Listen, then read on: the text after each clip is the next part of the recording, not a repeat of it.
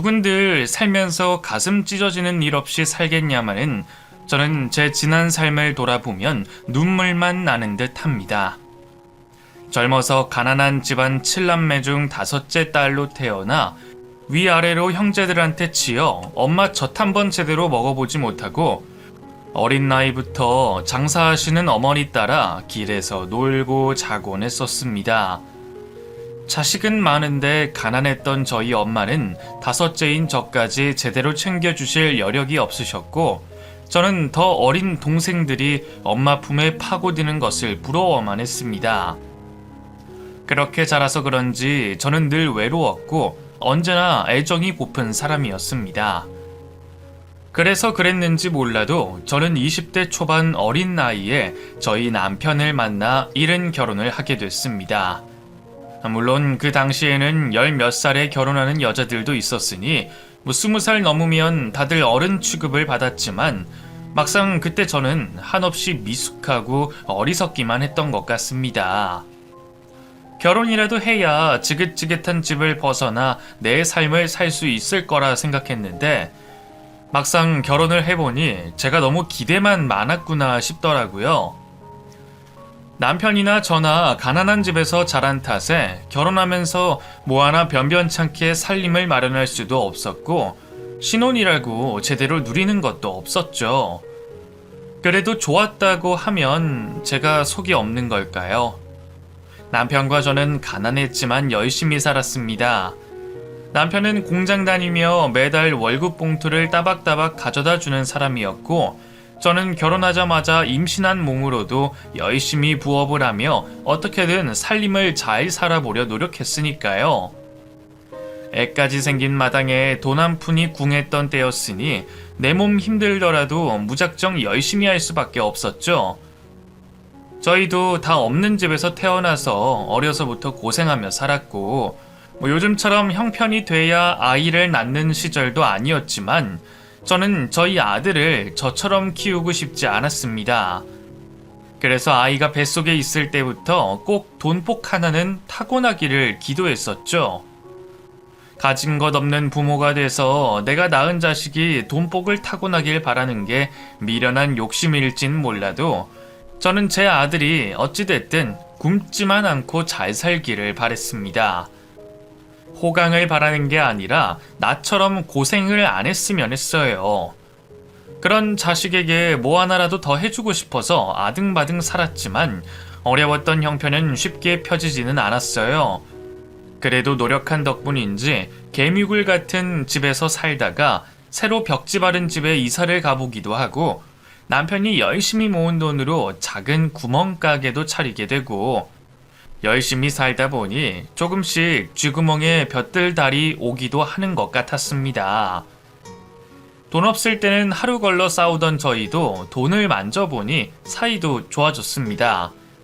게다가 하나뿐인 아들도 공부 열심히 하고 건강하게 잘 자라줬고 형편도 좋아지다 보니 이제는 내 인생도 피는 것 같아서 앞으로의 날들을 기대할 수밖에 없었죠.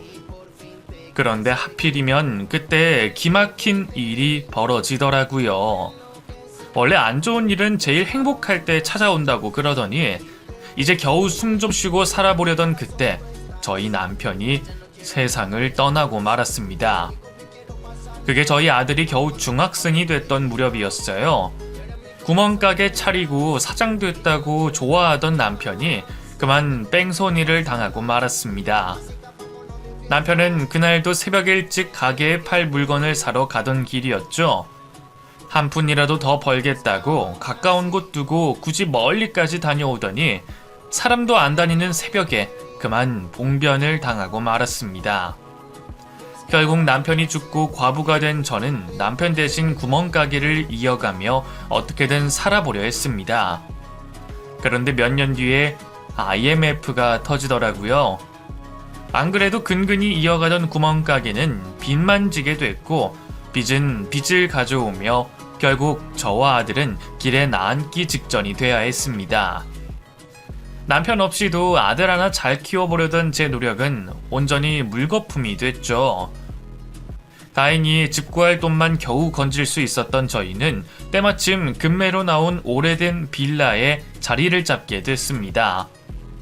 차마 아들을 길바닥에 재울 수 없어서 집을 구했지만 사실 저는 참 고민이 많았어요.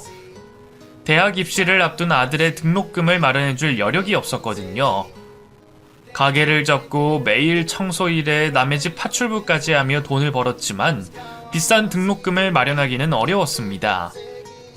자식을 위해서 다 해주고 싶었던 저는 너무 비참했어요. 그런데 일찍 철이 든 아들은 그런 집안 사정을 잘 알았는지 대학을 포기하고 돌연 취업을 하겠다고 하더라고요. 엄마, 저 그냥 대학 안 가려고요. 그래서 졸업하면 바로 취업할 생각이에요. 뭐? 아니 네가 그 성적에 대학을 왜 안 가? 그동안 공부한 게 아깝지도 않니? 돈 때문에 그러는 거면 걱정하지 마라. 엄마가 어떻게든 구해볼게. 꼭 돈 때문만은 아니에요. 어차피 지금 대학 들어가봤자 뭐예요. 서울대 나와서도 취업 못해서 다들 아우성인데 학교에서 돈만 축내고 졸업하고 취업도 못하느니 차라리 젊은 나이에 취직하는 게 낫죠 뭐. 정학교 가고 싶으면 제가 돈 벌어서 가면 되죠. 공장에서 몇 년 일하면 학비 정도는 벌지 않겠어요? 아들은 돈 없는 집안 사정을 걱정해 결국 대학을 포기했습니다. 그 애가 무슨 심정으로 포기를 했을지 차마 상상도 되지 않았죠. 늘 전교 10등 안에는 들 정도로 공부를 곧잘하던 아들이라 당연히 대학을 보내야겠다 생각했는데 결국 가진 것 없는 제가 아들 발목을 붙잡고 말았습니다. 그런 부모를 원망할 법도 한데도 아들은 한 번도 가난한 집을 탓하지 않았습니다. 대학을 가려거든 자기 돈으로 가겠다며 제 앞에서 기특한 소리를 하더라고요. 하지만 자식 공부 하나 제대로 시켜주지 못하는 부모로서는 고마운 마음보다 미안한 마음이 앞섰습니다. 그렇게 고등학교를 졸업하자마자 공장에 취직하게 된 아들은 자기 아버지처럼 꼬박꼬박 월급을 가져다 줬습니다. 그 돈으로 빚도 갚고 생활비도 하라는 아들을 보며 저는 그 돈을 그냥 받기 미안했어요. 하지만 남편 죽으며 생겼던 빚 때문에 차마 그 돈을 거절할 수만도 없었죠. 그래도 아들 덕분에 빚도 많이 갚고 아들도 학비를 모으며 다 잘 돼가는 줄 알았습니다. 그런데 어느 날부터 아들이 집에 월급을 가져다 주지 않더라고요. 이번 달도 월급을 못 받았네요. 요즘 회사 사정이 어렵다고 해요. 아무래도 사정들이 다 안 좋다 보니까 어쩔 수 없죠. 그때는 회사가 부도나지 않으면 다행인 시절이라 그러려니 생각했지만 그 후로 저는 아들의 이상한 모습들을 발견하게 됐습니다. 야간 근무가 아니라고 들었는데 한참 동안 들어오질 않는다거나 뭐가 힘든지 불안하고 피폐한 모습을 보게 됐어요. 단순히 몸이 고된 일을 해서 그런다고 생각했던 저는 아들을 걱정하는 일밖에 할 게 없었습니다. 창민아, 너 요즘 일이 많이 힘드니? 안색이 너무 안 좋은데 괜찮은 거야?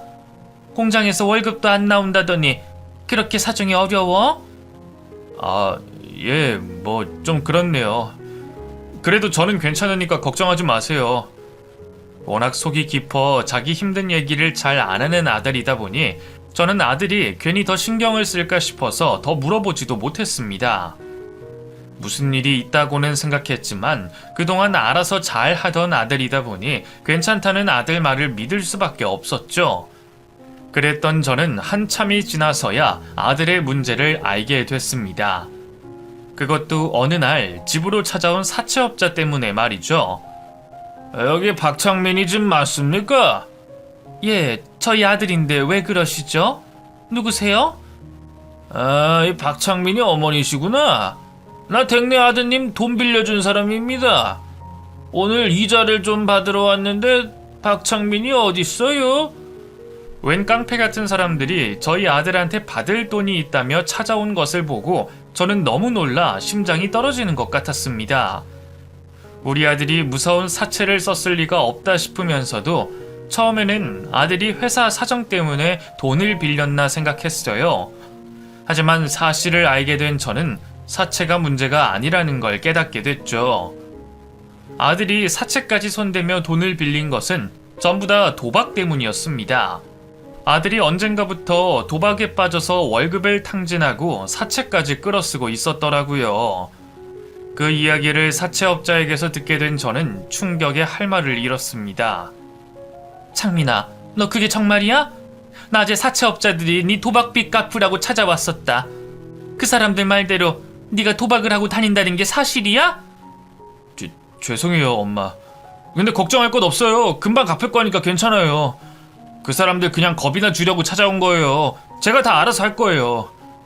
들어보니까 빚이 수백만 원이던데 그 빚을 네가 당장 어떻게 갚으려고 그래? 괜찮아요. 제가 다 생각하는 게 있어요. 한 방만 이기면 다 해결될 일이에요. 그러니까 엄마는 걱정하지 마세요. 이거사, 그게 대체 무슨 소리야? 너 또 도박하겠다는 거야? 아들이 도박을 시작한 것은 벌써 한참 전이었던 모양입니다. 공장에 취업을 한 아들은 그곳에서 자기 또래의 친구 하나를 만났다고 했어요. 인문계를 나왔던 자신과 달리 그 친구는 사고를 치고 다니고 학교까지 중퇴했던 문제아였죠. 학창시절에는 공부밖에 모르고 말썽 한번 안 피우던 아들이 어쩌다 그런 친구를 만났는진 모르겠지만 모든 문제는 그 친구를 만나면서부터 시작이 됐습니다. 월급날 한 번은 그 친구가 저희 아들을 데리고 어디를 가더랍니다. 좋은 구경 시켜주겠다며 데려간 그곳이 알고 보니 도박장이었던 거죠. 살면서 도박은커녕 화투 한번 안 쳐본 아들은 뭣도 모르고 게임이라는 말에 도박장에 들어가게 됐답니다. 그런데 하필이면 처음 한 도박판에서 큰 돈을 따게 됐던 거죠. 월급도 받았겠다 10만원 정도만 재미삼아 해보려고 했는데 그게 10배가 되는 걸 보고는 아들이 눈이 돌았던 모양입니다. 결국 아들은 그날 받았던 자신의 월급을 전부 도박장에 부어버렸고 따고 잃고를 반복하며 겨우 원금을 지키고 도박장을 빠져나왔습니다. 평소 아들이었다면 아마 그 일을 한 번의 일탈로 생각하고 다시는 도박장으로 들어가지 않았겠죠. 하지만 그때 아들은 너무 힘든 상황이었습니다. 돈이 없어서 대학도 포기하고 공장에서 3교대하며 고생을 하다 보니 도박장에서 단시간에 벌어들인 돈이 일확천금처럼 느껴졌던 거죠. 그 돈이면 빚도 다 갚고 등록금도 할 수 있겠다고 생각했다더라고요. 결국 아들은 그 후로도 종종 도박장을 찾게 됐고 돈을 따고 잃다 보면 금세 빈털터리가 됐답니다. 이러면 안 되는 걸 알면서도 한 달 월급을 1시간 만에 다 잃고는 본전 생각이 들어 도박을 멈출 수가 없었다고 했어요. 그래서 돈을 빌리게 되고 사채에 손을 대게 되고 점점 도박 중독에 빠지고 말았던 겁니다. 그래도 괜찮아요. 처음에는 제가 너무 몰라서 그런 거고 이제는 저도 실력이 늘어서 금방 본전 찾을 수 있어요. 몇 번만 더 하면 큰 돈 벌 수 있다니까요. 그러니까 걱정하지 마세요, 엄마. 뒤늦게 제가 상황을 알고서 아들을 말려보려 했지만 아들은 이미 단단히 정신이 나가 있었습니다. 그 순진하고 말 잘 듣던 아들이 어떻게 이렇게 돼버렸는지 저는 도박 중독이 얼마나 끔찍한 것인지 알게 됐어요. 원래 도박이라는 게 손목을 자르기 전에는 끊지 못한다는데 사채비까지 지고도 정신을 못 차리는 아들을 제가 어떻게 해야 할까 싶었습니다. 이제라도 아들을 되돌려야겠다 싶어 노력을 했지만 제 노력은 별 소용이 없었습니다. 그러는 사이 사채빚은 점점 더 불어나기 시작했고 처음에는 언질로 끝나던 협박이 점점 더 심해지더니 결국 아들의 회사까지 찾아간 사채업자들은 돈을 못 준다는 아들을 두들겨 팼었습니다. 깡패들에게 얻어맞아 만신창이가 된 아들을 보며 저는 깜짝 놀랄 수밖에 없었죠. 이게 무슨 일이야, 창민아? 너 그놈들한테 맞은 거니? 그래? 엄마, 혹시 500만 원 정도 있어요? 아무래도 돈부터 좀 갚아야 할 것 같은데 염치 없고 죄송하지만 조금만 도와주실래요? 이러다가는 아들이 맞아 죽겠다 싶은 생각에 저는 어떻게든 돈을 마련해야 했습니다. 여기저기 빌리고 돈 될 만한 것 전부 처분해서 겨우 500만 원 돈을 만들 수 있었어요. 그게 그 당시 저의 전 재산이나 마찬가지였습니다. 여기 500만 원이야. 이거면 정말 되는 거니? 다 끝나는 거 맞아? 예, 죄송해요 엄마. 걱정시켜드려서. 이 돈 갚고 나면 저 절대로 도박 안 하고 정신 차릴게요. 그래, 앞으로 도박 같은 건 절대 하지 마. 엄마는 너만 무사하면 돼. 알겠지? 저는 아들이 이제라도 정신을 차려서 다행이라 생각하며 전 재산을 건네줬고 그대로 일이 해결된 줄만 알았습니다. 그런데 그 후로 아들의 소식이 뚝 끊기게 됐어요. 빚을 갚고 오겠다던 아들은 집을 나가서 다시 돌아오지 않았고 집 나간 아들 대신 사채업자들만 집으로 찾아왔습니다. 아들 어디다 숨겼어? 당신 아들 어딨냐고? 왜 이러세요? 저희 아들을 왜 또 찾아요? 나야말로 우리 아들 어딨나 궁금한데 설마 당신들이 빼돌린 거 아니야? 어차피 돈도 다 갚았을 텐데 이게 무슨 행패야? 무슨 소리 하는 거야? 돈을 갚긴 뭘 갚아? 벌써 빚이 2천만 원이 넘었어. 그놈 한 푼도 안 갚고 날랐다고. 회사에까지 없는 걸 보면 당신이 어디 숨긴 거 아니야? 아들이 돈을 갚지 않고 잠적했다는 사채업자의 말에 저는 혼란스러웠습니다. 500인 빚이 알고 보니 4배였고 빚을 갚겠다고 전 재산을 들고 간 아들은 며칠째 소식이 없었으니 말이에요. 뒤늦게 경찰에 신고를 하게 된 저는 일주일 뒤 아들이 죽었다는 소식을 듣게 됐습니다. 알고 보니 아들이 제 돈 500만 원을 들고 도박장을 찾았더라고요. 그 돈으로 마지막 일확천금을 노렸겠지만 아들은 결국 그 돈까지 전부 날려버리고 근처 바닷가에 신발과 유서를 남겨놓고 물에 뛰어들고 말았습니다. 하필이면 유속이 빠른 곳이라 시체는 찾지도 못하고 저는 겨우 아들의 유서와 유품만 전해받았죠. 아들은 마지막 유서로 제게 미안함을 전했습니다. 도박 중독에 돈도 다 잃어 죄송하다며 죽은 자기 장례도 치르지 말라 하더군요. 결국 저는 그렇게 아들의 시신도 찾지 못하고 아들을 보내야 했습니다. 10여 년 전 남편 죽고 이제는 아들마저 떠나갔구나 싶어 저는 정말 미칠 지경이었어요. 그렇게 아들이 죽으면서 사채업자들도 더 이상 저를 찾아오지 않았지만 저는 차라리 빚을 갚더라도 아들이 다시 살아오기를 바랄 뿐이었습니다. 아들이 도박에 빠져 정신을 못 차린 건 잘못이었지만 그게 전부 해준 것 없는 부모 때문이라는 생각에 제 탓이라고 생각을 했었죠. 그렇게 남편에 이어 아들마저 떠나보낸 저는 도저히 제정신으로 살 수가 없었어요. 차라리 꼼짝없이 죽어버리고 싶다 생각했지만 겁쟁이인 저는 그러지도 못하겠더라고요. 결국 어쩔 수 없이 목숨 부지하며 어영부영 살았습니다. 목숨이 붙어있는 한 먹고는 살아야 했기에 작은 식당을 꾸리며 10수년째 식당을 운영하며 지냈죠.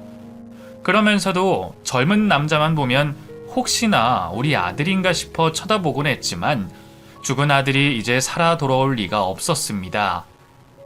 그렇게 20년 가까이를 시신도 찾지 못한 아들을 그리워하며 살던 저였는데 별일 없이 지내던 어느 날 제게 이상한 일이 생겼습니다. 언젠가부터 누가 제 식당 앞을 청소하고 가는 일이 생겼거든요. 처음에는 기분 탓이라고 생각했지만 아무리 쓸어도 먼지 한 톨 나지 않는 걸 보면 분명 누군가 저 대신 청소를 했던 게 맞는 듯 했습니다. 그래서 혹시 주변을 청소해 주시는 미화원들이 치워주신 건가 싶었지만 그것도 아닌 것 같았어요.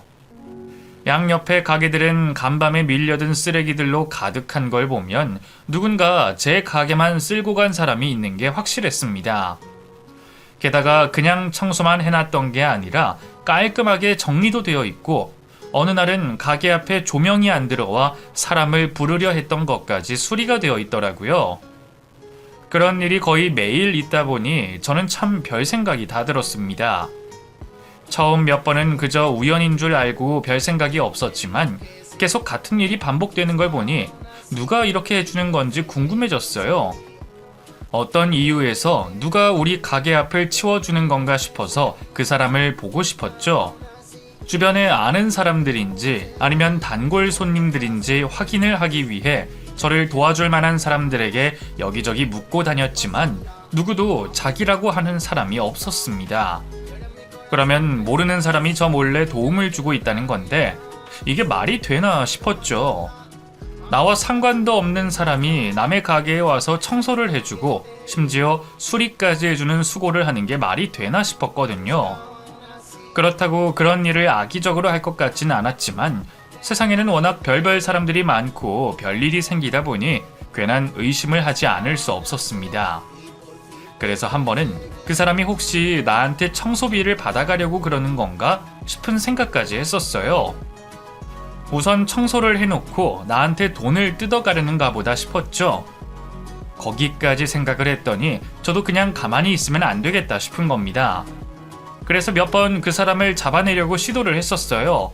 하지만 그 사람이 얼마나 날쌘 건지 제가 확인을 하기도 전에 번번이 사라져버리더군요. 그나마 뒷모습을 보고 남자인 것만 알 수 있었죠. 그렇게 매번 저희 가게를 찾아오는 도둑 손님이 너무나 궁금했던 저는 결국 그 도둑 손님을 잡기 위해 작정하고 나서게 됐습니다. 매일 제가 장을 보고 들어올 때마다 청소가 되어 있었으니 아예 그 전부터 가게 안에 숨어 있어야겠다 싶었어요. 그리고 이번에는 도망가지 못하게 제가 뒤를 쫓아야겠다 생각했죠. 그렇게 저는 한참 일찍 일어나서 가게 안에 진을 치고서 그 사람을 기다리게 됐습니다. 그렇게 가게에 앉아 그 남자가 오기를 기다리면서 그 사람이 대체 누구일까 한참을 고민해봤지만 여전히 제 머릿속에는 떠오르는 사람이 별로 없었어요. 그런 생각을 하다 보니 점점 동이 트기 시작했고 어느새 가게 앞에서 누군가의 인기척이 나기 시작했습니다. 오늘도 여지없이 그 남자가 도착했던 것이었죠. 궁금한 마음에 문 앞에까지 다가가서 그 남자를 보고 싶었지만 유리문 안이 훤히 보여 제 모습을 들킬까 싶어서 저는 구석에 숨어 그 남자 얼굴을 보지 못했습니다.